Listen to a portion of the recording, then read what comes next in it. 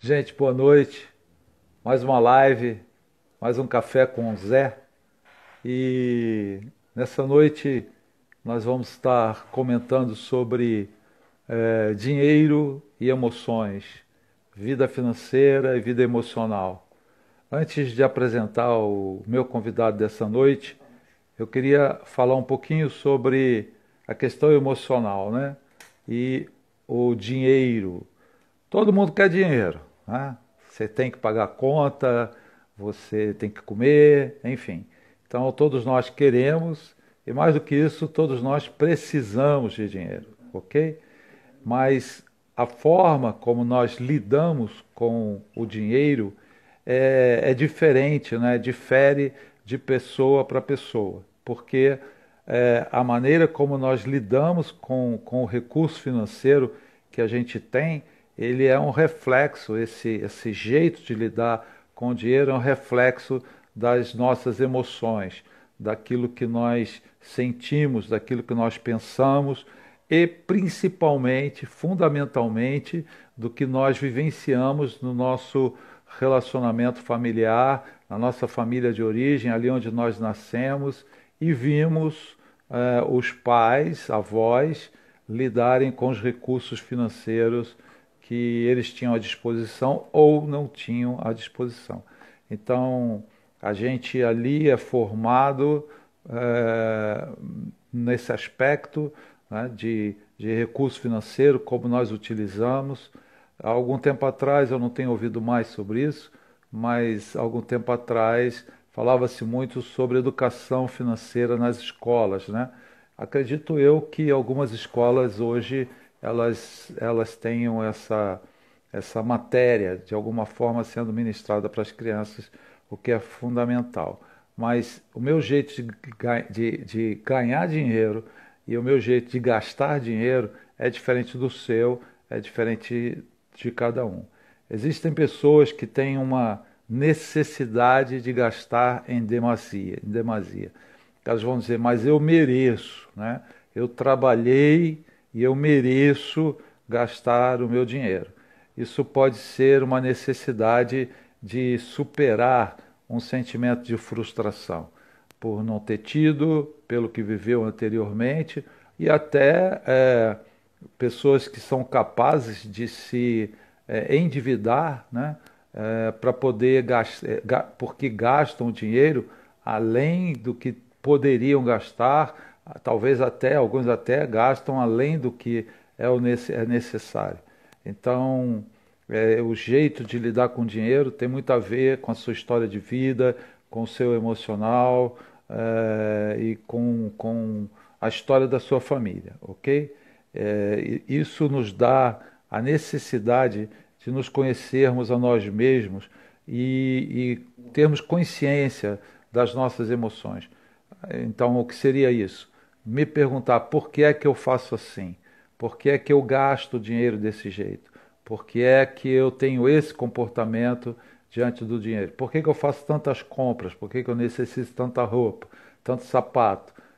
Outro dia um amigo meu contou que numa mudança uma das caixas, ou a caixa, ou alguma coisa assim, que foi perdida, foram os 120 e poucos sapatos da esposa dele. Então, é, provavelmente hoje ela tem mais do que 120, né, sapatos. Então, por que que alguém precisa de 120 sapatos? Por que que eu preciso ter o carro que eu tenho? Né? Não é o meu caso. Mas por que que eu preciso gastar dinheiro com as roupas que eu gasto? Enfim, então qual é a minha necessidade? Uma coisa assim muito importante é que o dinheiro tem a simbologia de poder, né? É, quanto mais dinheiro, algumas pessoas elas se sentem poderosas, por isso elas trabalham tanto, por isso elas investem tanto, por isso elas precisam de tanto dinheiro, porque isso vai trazer poder, controle sobre outras pessoas. Talvez alguns que tenham, isso acontece muito, né? A pessoa ela já tem muito dinheiro, mas ela precisa de mais dinheiro, ela precisa de mais recursos, ou seja, ela precisa de mais poder nesse aspecto que eu estou colocando, né? Então, ter é mais importante do que ser, porque na verdade essa pessoa se sente, a identidade dela está muito baseado naquilo que ela tem. Então as pessoas vão olhar para o carro dela, para a casa dela, para o sapato dessa pessoa, né, e falam, nossa, essa pessoa aí é poderosa, né? Certo? Então, a questão do poder, né? Alguns, e está relacionado com isso também, é a autoafirmação, mas no sentido de que eu tenho que ter aquilo que o meu vizinho tem. Né? Então, você para o seu carro na garagem do prédio, ao lado de um carrão, e o seu é um carrinho. Então, você pode ter a frustração, né? A vergonha, talvez, de não ter conseguido ter o carro que te identificaria como um igual àquele vizinho ou aos outros é, condôminos, certo? E existem aqueles que são avarentos, né? Economizam, e essa economia revela um medo de dividir ou de se arriscar, né? Então, pessoas que guardam, guardam, guardam e não aproveitam os recursos que têm, não viajam, não compram, não fazem compras dentro do limite, e aí vivem uma vida quase que de necessidade. Alguns chegam a ter esse comportamento. Então, considerando isso, né, e dando início à nossa live, eu quero apresentar o Ricardo Luna, que é advogado, especialista em processo civil, com atuação em contencioso e recuperação de crédito. Então, nós estamos vivendo aí esse lance da pandemia, né? Muitas contas talvez você esteja com dificuldade de pagar, precisa negociar contratos, precisa negociar dívidas que você tenha desenvolvido agora ou anteriormente. Então, o Ricardo vai nos ajudar um pouco sobre esse assunto, ok? Vamos lá, Ricardo. Está entrando. E agradeço a você que está na live, participando, e cada vez mais a gente divulgando o trabalho. Olá, Ricardo, tudo bem? Fala, Zé, boa noite. Tudo bem? Tá com um probleminha no Que honra som. estar Ela, aqui, que saudade sou que eu eu ou tô de ela? você. Acho que seu som está com problema. Você tá me ouvindo? Melhorou? Tá falhando, tá metálico, tá esquisito. Vixe, deixa eu ver o que eu consigo aqui. Tá ruim ainda, Zé? Não, melhorou agora. Fala um pouquinho mais. Não, primeiro eu queria falar que eu tava com saudade de você. Para quem não sabe, o José Mauro, ele é meu terapeuta aí há uns 5 anos ou mais, e ele é um cara que tem me ajudado muito e que tem profundo conhecimento em tudo que se relaciona a emoções. Então, eu tenho certeza que essa live, para quem estiver assistindo, vai ser uma oportunidade tremenda. Eu acho que já deu para perceber isso na introdução que você fez, do quanto que as nossas emoções interferem aí na nossa vida financeira. E aí aqui Exatamente. eu tenho uma página que chama Negocie, Ganhe, que ela é focada em negociação. Então, a gente vai bater um papo sobre a importância da emoção ao negociarmos e o quanto isso fala aí com a nossa saúde financeira. Ok. Então, obrigado mais uma vez. É um prazer, Ricardo. Só quando você diz que você fez terapia há 5 anos comigo, pode ser que alguns vão considerar, né, ou você com muitos problemas, ou eu um mau terapeuta. Mas, com certeza, a terapia, eu sou terapeuta sistêmico, familiar, né? Mas a gente entende que terapia é algo para a vida toda, né? Então, é muito importante a gente cada vez mais ter consciência de quem nós somos, ok? Ricardo, existem pessoas que têm uma vida financeira, continuamente uma vida financeira confusa. Você pode falar um pouquinho sobre isso? o que leva, eu falei sobre a questão emocional, talvez já tenha entrado um pouco no assunto, mas o que leva essas pessoas a manterem essa vida financeira confusa e o que é que elas podem fazer, né, para negociar, para resolver, além da questão emocional. Aí você fica com a parte técnica. Eu entendo, Zé, que o primeiro passo para uma vida financeira saudável, falando em termos aí de organização e de negociação, é você organizar o teu orçamento, as tuas receitas versus as tuas despesas.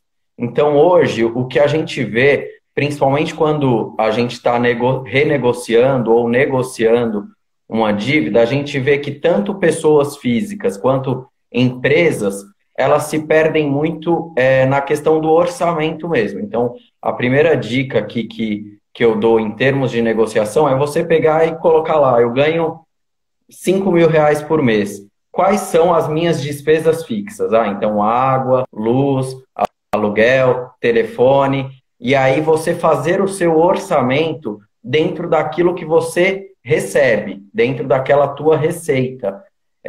E aí, o que é importante de frisar bastante é que o limite do seu cartão de crédito ele não é uma receita sua, então tem pessoas que elas fazem o orçamento mensal considerando ali o limite do cartão de crédito. Então ela ganha 5, mas o cartão de crédito dela tem 2, de limite ela gasta 7.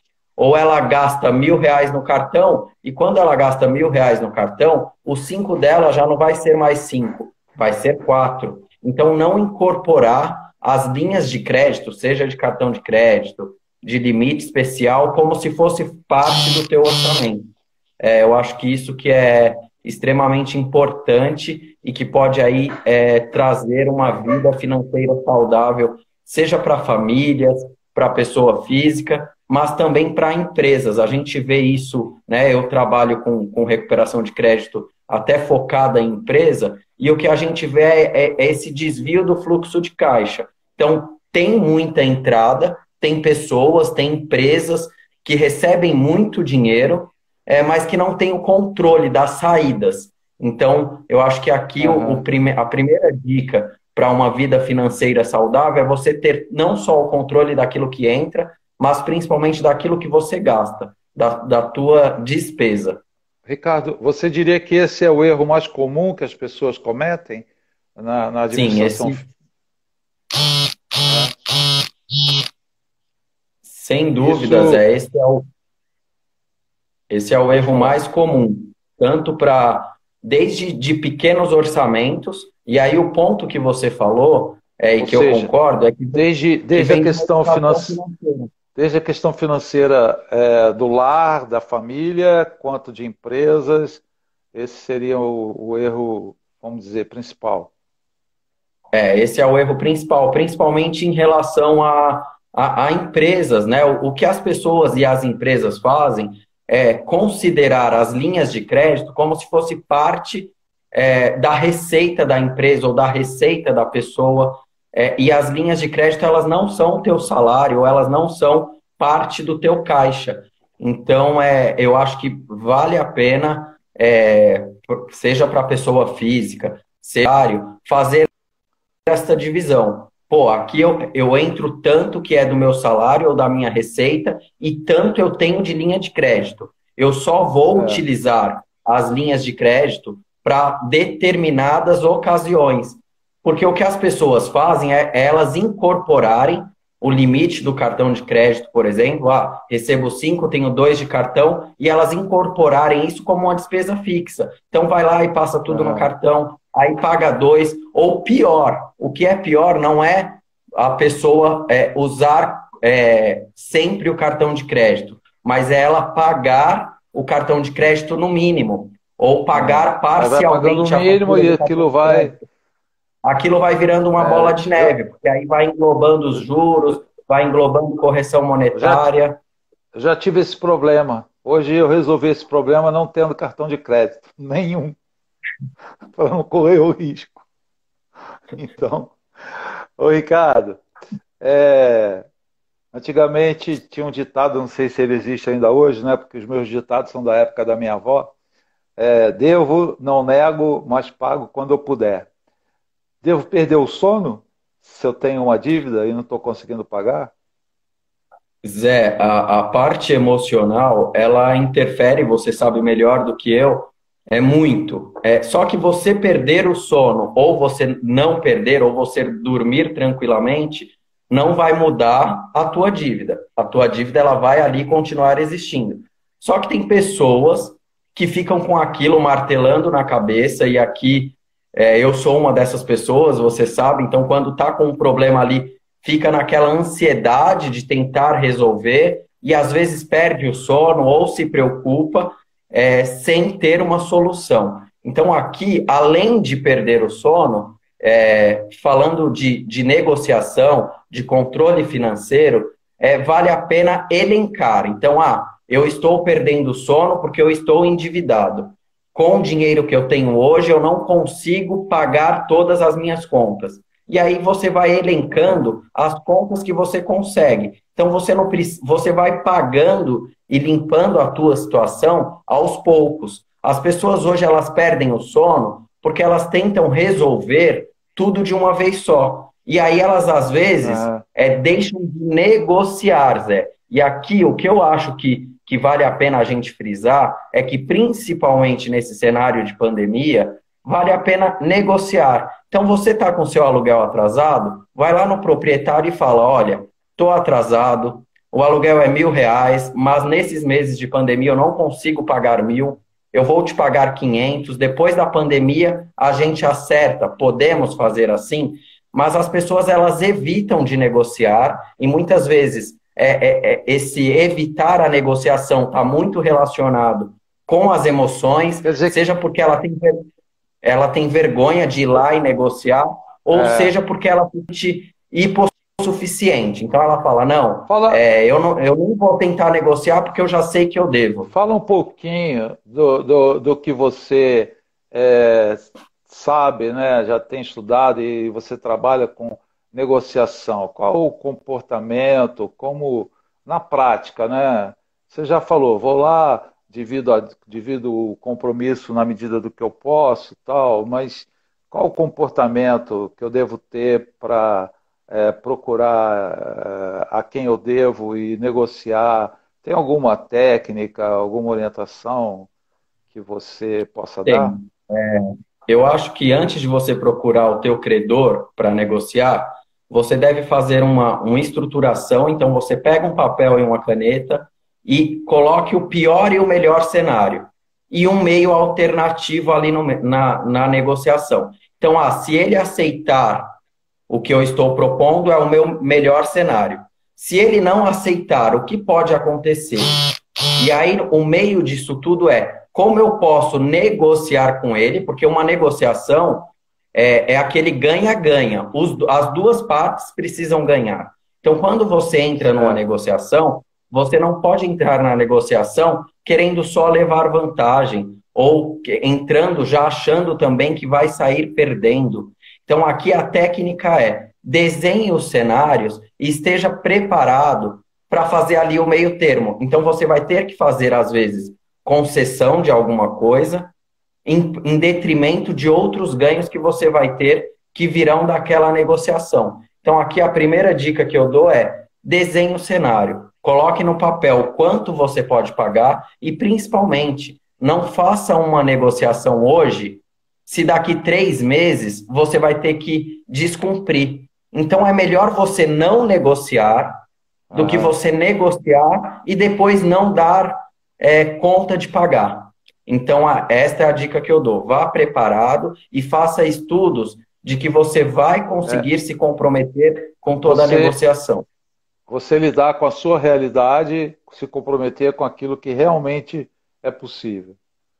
E se não Exato, conseguir, voltar e renegociar aquela dívida. exato. Mas a questão da renegociação, ela é Se sempre você, mais complicada. Ela se acaba você não sem. consegue. Oi, Pode desculpa, falar. pode falar. Não, não, O se ponto você não aqui. conseguir cumprir aquela negociação primeira, é conveniente voltar e renegociar, né? Hum. Exato, mas o ideal é que você já vá renegociar com algo que você vá cumprir. Porque quando você está negociando, via de É, regra, é porque o contrato ou a situação original você já não cumpriu. Então, quando você vai renegociar, é importante que você passe para o credor a segurança de que dessa vez você vai cumprir. Dessa vez vai dar cumprir. certo. Entendeu? Então, para É, isso, você precisa da organização das tuas entradas e saídas e também de colocar no papel mesmo. Ó, eu consigo pagar tanto por mês, consigo me comprometer durante um ano, durante 2 anos, eu não consigo pagar mais de R$ 500, é melhor para mim um longo prazo ou não. Eu prefiro pagar mais, mas eliminar logo isso da minha frente, mas tudo vai de acordo com a aham, situação e com o poder aquisitivo que você vai ter no momento da negociação. certo. Talvez duas perguntas aqui, duas colocações, mas elas talvez estejam de certa forma relacionadas. Nome sujo, como é que faz para limpar e o que é o cadastro positivo? Então, o cadastro positivo, ele agora em 2019, ele é um cadastro em que os birôs de crédito, eles vão vendo ali que você é um bom pagador. Então, se você paga as suas contas, créditos ou contas corriqueiras de água, luz, isso vai te gerando pontinhos lá no Serasa, e quando você for precisar de um crédito em alguma loja, em algum banco, vai ter aquele cadastro positivo que você vai ganhando pontos. Olha, aqui neste período ele pagou certinho, e aí você vai ganhando o que a gente chama do score de crédito. E aí isso é o cadastro positivo. É algo muito bom, principalmente para aquelas pessoas que não tinham ali uma renda para comprovar e que agora, eu estou tendo um cadastro positivo, eu consigo um crédito. E para limpar o nomes, a primeira dica é renegocie. Veja lá, pô, eu tô negativado na loja tal. Vai lá e fala, como que eu faço para limpar meu nome aqui? Como que eu consigo pagar esses R$ 100 que eu estou devendo, esses R$ 1.000 que eu estou devendo? E aí é negociação, não tem outra saída. Certo. É procurar então o credor e ali negociar e seu nome vai ser, depois de alguns dias, retirado lá do Serasa e etc, né? Exato. Porque aqui, Zé, é importante colocar duas observações. O fato de você simplesmente negociar não tira o teu nome do SPC ou do Serasa. Então, por exemplo, para negociações a prazo, aí vai de um acordo entre o credor e o devedor. Por quê? Porque a empresa ela pode falar, não, eu tiro o teu nome do Serasa depois que você pagar integralmente. Ou não, ou a empresa fala, não, me dá a entrada que eu já tiro o teu nome. Então, aqui vai muito, é uma liberalidade da empresa que você está negociando. Porque a Aham. gente vê que muitas vezes a pessoa faz uma renegociação em 24 vezes e ela quer que, com o pagamento da entrada, já saia do Serasa. E isso não é uma obrigatoriedade do credor. Tá.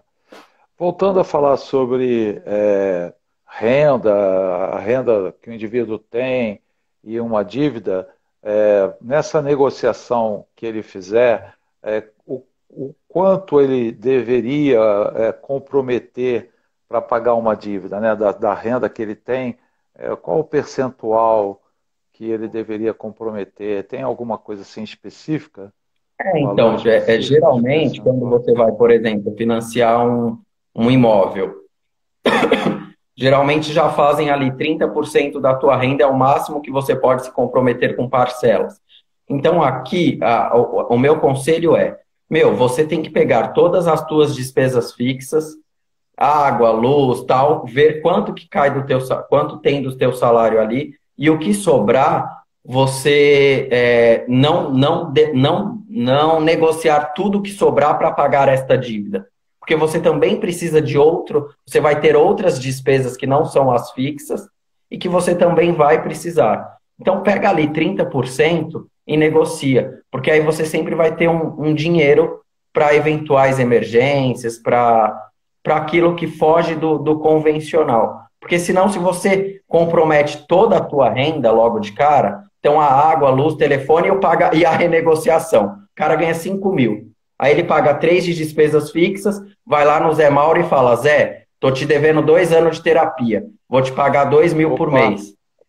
Aí o por que que favor. acontece? O cara não vai sobrar nem R$ 1 no bolso dele, e aí ele vai começar a fazer linhas de crédito. Vai lá no banco, pega empréstimo, e aí vai virar uma bola de neve. Então, quando for negociar ou renegociar, não comprometa toda a tua renda. Isso é importante.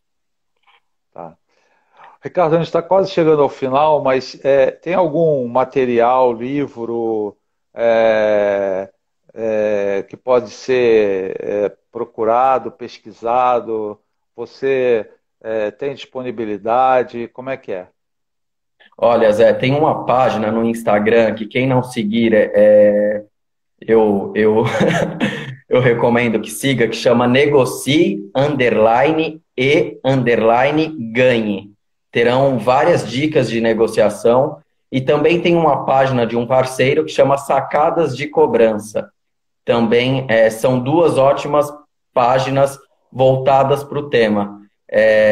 E aí aqui tem de livro tem vários. Então, um que eu gosto muito é Pai Rico, Pai Pobre, e para orçamento familiar Casais Inteligentes Enriquecem Juntos. Então, esse eu já li com a minha esposa, porque o que a gente vê muito nas famílias é que a vida financeira, ela também acaba sendo um agravante até na família mesmo, no casamento, Aham. na saúde familiar. E aí, por quê? Porque às vezes o marido, geralmente é o marido, ele é mais reservado, ele é mais. Aí a esposa chama ele de mão de vaca, e aí a esposa ela é mais gastona. Então, para que o casal prospere, é necessário que os dois vá na mesma direção. Não dá para um economizar e o outro sair gastando. Então, esse livro ele dá dicas muito É. legais. Se, Teve se, um um, seguidor que se um perguntou. economiza e outro gasta, vai dar briga, né? Provavelmente. Exato. E Aliás, aí vai ter. aliás, é, em termos de casamento, a briga de poder, né, do casal passa muito pela questão financeira, né? É um acordo fundamental, um casal resolver como vai lidar com o dinheiro, né? Porque quem ganha o dinheiro, quem tem mais dinheiro, geralmente pensa que tem mais poder e controle sobre o casamento. Mas isso fica para uma outra vez ou para a leitura do livro, né? Casais inteligentes enriquecem juntos. Enriquecem juntos. Isso, é um Muito livro bem. muito bom. Repete seu Instagram aí, suas redes aí.